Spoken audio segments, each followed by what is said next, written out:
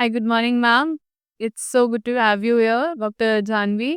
You recently completed your MDS and you started with the dental practice with your father, who is already a veteran since last 40 years. So my first question with you is, ma'am, that if you could just go back in your first day of dental college, how would you describe the younger version of yourself? First of all, thank you, Dr. Benzakshi. Thank you for having me. I am so glad that we are sitting and talking about this. Talking about the first day of my dental college, it's something I remember. I was a very timid, shy student, just sitting on my bench and trying to grasp what is going around. And I remember thinking to myself, this is just the beginning of something very great.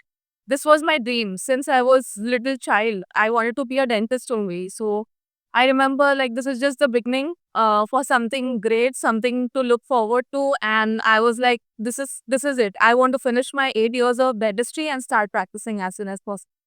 So lovely to hear that and very motivational indeed.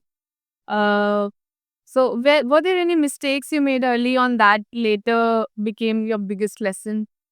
During my course, I remember one specific incident which happened with me. It was my final year cons exam, a practical exam.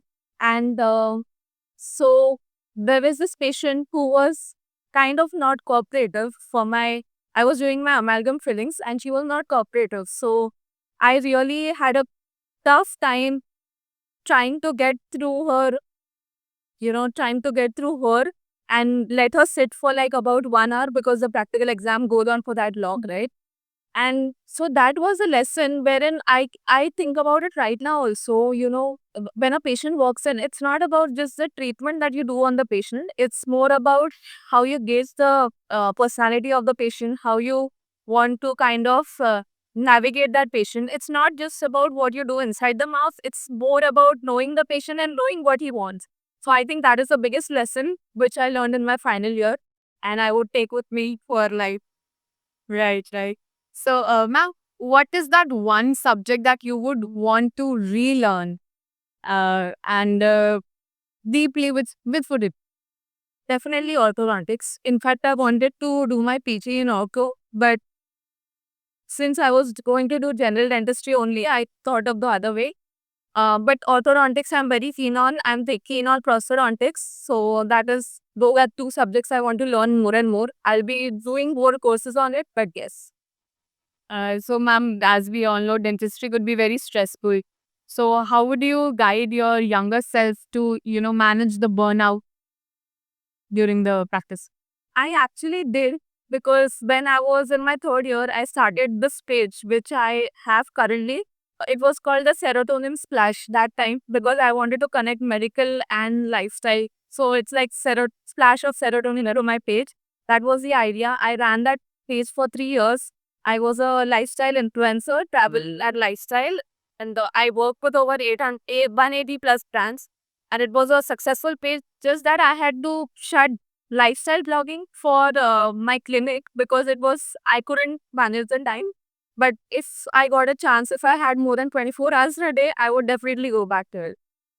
So, ma'am, do you think your younger self imagined you where you are today? Yeah, definitely. I think I am one of those people who are lucky to say that I have actually done what I wanted to do since I was 4 years old. So, my parents are doctors as well. My dad is a dentist, my mom is an NBPS general physician, and they had always inspired me to be a doctor. But when I grew up, I always was inspired by my dad more. I wanted to become a dentist only. So I'm just glad where I am. I wanted to be yours only. So I'm glad to be one of the few people who can actually admit that. Nice, ma'am. I would like to have a little activity. Would you like to complete this sentence that my dental version of love life is? My dental version of love life is like luting cement. If we are when we are bonded for life.